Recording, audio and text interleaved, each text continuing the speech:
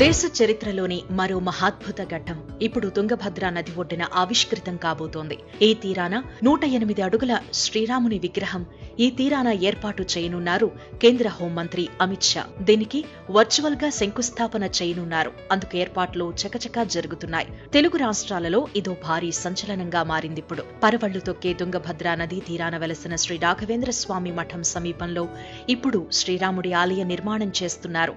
మంత్రాలయానికి 1/2 kilometre దూరంలో మంత్రాలయం ఎమ్మిగనూరు మధ్యలో జాతీయ రహదారిని ఆనుకుని దాదాపు 10 ఎకరాల్లో ఈ శ్రీరాముల వారి గుడి ఏర్పాటు కానుంది. అందులో భాగంగా ముందుగా 108 అడుగుల అతి భారీ శ్రీరాముని విగ్రహం ఏర్పాటుకు జై శ్రీరామ్ ఫౌండేషన్, మంత్రాలయం మఠం సిద్ధమైంది. ఈ 2 సంస్థలు సంయుక్తంగా శ్రీరాముడి దేవాలయాన్ని నిర్మించనున్నాయి.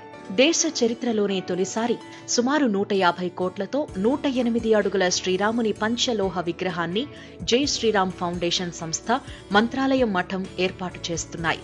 ఈ 108 అడుగుల శ్రీరాముని పంచలోహ విగ్రహం ఢిల్లీలో తయారు చేస్తున్నట్టు సమాచారం. ఈ అతి భారీ శ్రీరాముని విగ్రహం ఎలా ఉంటుందోనని సర్వత్రా ఆసక్తి నెలకొంది. తాజాగా మంత్రాలయం సమీపంలో శ్రీరాముడి ఆలయం నిర్మించే ప్రదేశంలో 8 అడుగుల నమూనా విగ్రహాన్ని, ఫ్లెక్సీని ఏర్పాటు చేశారు.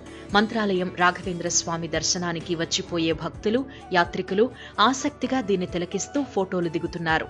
108 అడుగుల శ్రీరాముని పంచలోహ విగ్రహంతో 3 ఏళ్లలో ఇక్కడ శ్రీరాముడి ఆలయం నిర్మాణం పూర్తి చేసి భక్తులకు దర్శన భాగ్యం కల్పిస్తామని జై శ్రీరామ్ ఫౌండేషన్ సంస్థ ప్రతినిధులు తెలిపారు. మంత్రాలయం మఠానికి తెలుగు రాష్ట్రాల నుంచే కాక కర్ణాటక, మహారాష్ట్ర నుంచి కూడా భక్తులు వేలాదిగా తరలివచ్చి రాఘవేంద్ర స్వామిని దర్శించుకుంటారు.